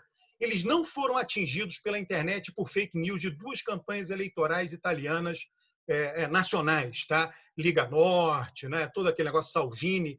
Eles votaram mais conservador do que aqueles que foram atingidos pela fake news, controlando-se todas as demais variáveis. Vamos talvez me concentrar nas perguntas gêmeas, não gêmeas, mas que formam um conjunto do Abramovay e do André Duarte. Eu acho que na minha resposta anterior, as perguntas anteriores, talvez eu não tenha deixado isso claro. Eu acho que existe esse risco do autogolpe lento. Acho que esse risco existe. O Bolsonaro pode tentar mudar tudo de pouco em pouco, não é? E esses acenos ao centrão, eles, por um lado, indicam uma certa normalização do bolsonarismo, não é? Então o bolsonarismo seria obrigado a ceder o poder. Então, a princípio, quanto mais ele ceder o poder, menos ele poderia fazer as loucuras que ele faz. Inclusive, ceder o poder implica afastar figuras como Paulo Guedes, afastar ou reduzir o poder de figuras como o Paulo Guedes, que tem uma agenda, no meu ver, liberal sem dúvida, mas eu acho um liberalismo além de retrógrado. Nem todo liberalismo é retrógrado, nem pelo contrário, mas o do Paulo Guedes acho que é. Acho que ele é movido por uma pulsão de morte que só sabe destruir. Mas então precisaria afastar o Paulo Guedes ali, reduzir o poder dele. Mas a grande verdade é que existe o risco, então, de, ao mesmo tempo que ele faz isso, ele criar condições para, em uma situação de melhora, digamos, hipotética, de popularidade. Se o Bolsonaro tivesse as condições, o ponto é, se o Bolsonaro tivesse as condições para dar um golpe, ele já teria dado, não é? E se ele tivesse as condições de subverter a democracia por dentro, ele também tentará fazer isso. Por enquanto, ele não tem essas condições. Mas por isso que eu disse que a questão do déficit de resistência precisa ser pensada, precisa ser lidada por nós também com a urgência que ela merece. Porque o Bolsonaro, no meu ver, não deve ser um presidente que deve ser tratado como um presidente normal, não deve ser visto como um presidente que chegaria até 2022 tranquilamente e aceitaria uma troca de poder de forma, enfim, sem maiores conflitos. Eu acho que esse é um risco, por isso que é importante pensar como fazer a resistência ao Bolsonaro, e eu acho que é preciso também pensar as formas de retirar o Bolsonaro do poder. Eu acho que isso é importante. Agora, o Carlos Mello sugeriu que um movimento contra o Bolsonaro poderia vir às vezes de uma gota d'água, não é a gota d'água que faz transbordar o copo. De fato, no Brasil a gente tem o exemplo de junho de 2013, algo que ninguém esperava, e uma coisa tão pequena como um aumento de 20 centavos do preço da passagem do ônibus mudou bastante a política nacional. Agora, eu volto ao que eu tinha dito anteriormente, comparando com os Estados Unidos, mas para falar do Brasil, os Estados Unidos tem toda uma tradição de revoltas negras, enfim, de violência policial negra, mas que é sempre respondida com revoltas. Não é a primeira vez que se coloca fogo em cidades americanas, assim como na França também, se coloca fogo muito facilmente em carros e em estabelecimentos. E o Brasil eu não vejo esse mesmo contexto. Então a gente precisa ver quais são as condições para que essa gota d'água ocorra, para que finalmente, enfim, um movimento de oposição ao Bolsonaro surja capaz de, enfim, frear eventualmente alguns impulsos autoritários que ele tem. Um último comentário sobre esse ponto. Eu acho que o Bolsonaro, ele não tem, por si só, a vontade dele não é de mudar as instituições de pouco em pouco. Eu acho que essa tendência, ela vem mais, talvez, ela pode vir, talvez, da associação entre o Bolsonaro e os militares que estão no poder. Porque a aproximação do Bolsonaro com o Centrão, para dar uma sobrevida, uma normalização ao governo Bolsonaro, não me parece que foi um movimento que veio espontaneamente do Bolsonaro, isso veio dos militares que estão lidando com a articulação política e eles que se aproximaram do Centrão, eles que avançaram nesse sentido. Acho que é preciso que nós encaremos que a permanência do Bolsonaro no poder é algo perigoso, é algo que não acho que seja trivial, não acho que seria muito bom se a gente chegasse em 2022 com um presidente que topasse tranquilamente ir para as eleições, jogar as eleições, perder as eleições, passar a faixa para os outros, mas não sei se essa ideia de assim, deixa sangrar, eu não sei se é uma coisa mais sábia. A pergunta é a seguinte: o Bolsonaro vai até 2022? Sim, não, não sei. Não sei. Não sei a impossibilidade de golpe e a impossibilidade de impeachment. A história ainda vai acontecer. Mas eu não sei com viés de não ou não sei com viés de sim? 50% de cada um. Eu acho que ele chega em 2022. Eu acho que tem essa coisa, o Mourão é o vice, os políticos não querem o Mourão. O Bolsonaro era do Centrão. O Bolsonaro sempre foi do Centrão, ele voltou à casa dele. Para a sociedade brasileira, é fundamental tirar ele do poder no voto. Ele tem que levar para a eleição. Intuitivamente eu diria não sei, mas só para fazer uma coisa bem diferente, eu vou falar que não, o Bolsonaro cai.